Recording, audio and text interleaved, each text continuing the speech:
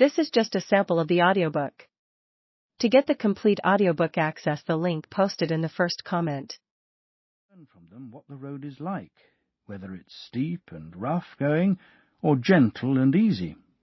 In particular, I'd very much like to hear how it strikes you, now that you've actually reached the time of life which the poets call old age, the threshold. What is your report on it? Would you call it a difficult time of life? I'll tell you exactly how it strikes me, Socrates. There's a group of us who meet fairly often. We're all about the same age, so we're following the words of the old proverb. When we meet, most of them start complaining. They say they miss the things they used to enjoy when they were young, and they recall their sexual exploits, their drinking, their feasting, and everything connected with those pleasures. They get upset, as if they'd suffered some great loss, as if then they had led a wonderful life, whereas now they're not alive at all. Some of them also complain about the lack of respect shown by their families towards old age, and under this heading they recite a litany of grievances against old age. I think they're putting the blame in the wrong place, Socrates. If old age were to blame, then not only would I have felt the same way about old age, but so would everyone else who has ever reached this age. And yet I've met several people who are not like this. Most notably, Sophocles, the poet. I was there once when someone asked him, "How is your sex life, Sophocles? Are you still capable of making love to a woman?" "Don't talk about it, my good sir," was Sophocles' reply. "It is with the greatest relief that I've escaped it, like escaping from a fierce and frenzied master." I thought that a good reply at the time, and I still think it a good one now.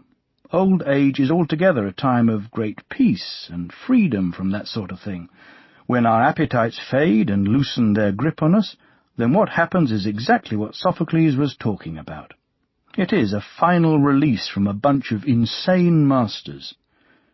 Both in this and in your relations with your family, there is only one thing responsible, and that is not old age, but your character. For those who are civilized and contented, then even old age is only a slight burden. Otherwise, for those who are not like this, both old age and youth prove hard to cope with. I was very impressed by what he said, and I wanted him to go on talking, so I prompted him further. "I suspect most people don't believe you, Cephalus, when you say that. They think it is not your character which makes old age easy for you, but the fact that you have plenty of money.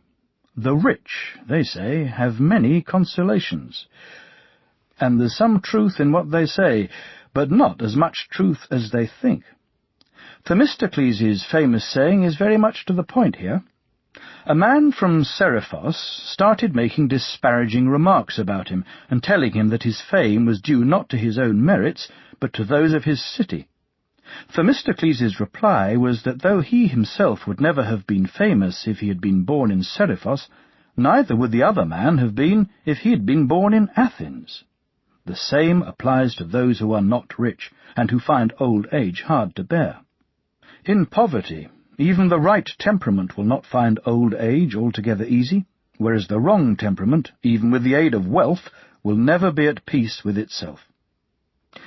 What would you say is the greatest benefit you have derived from your possession of great wealth?"